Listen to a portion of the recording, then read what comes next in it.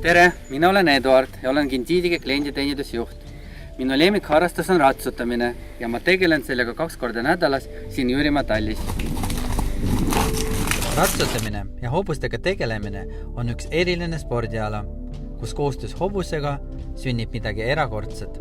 Mis mulle enim meeldib, on see, et mul on oma aeg siin, ma saan teha trenni, olla looduses loomade keskel, mitte mõelda tööasjadele. Hobune on hästi lahe kaaslane.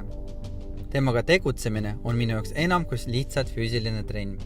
Kuigi ratsutamine on väga äge spordiala, sellega kaasnevad ka teatud riskid. Näiteks mõned aastad tagasi sain ma vigastusse. Kukkusin õnnetult ja see pani mind tõsiselt mõtlema. Mulle väga meeldib ratsutamine ja ma ei tahaks sellest loobuda. Täna olen ma lihtsalt veidi targem ja oskan end ohtude vastu kaitsta.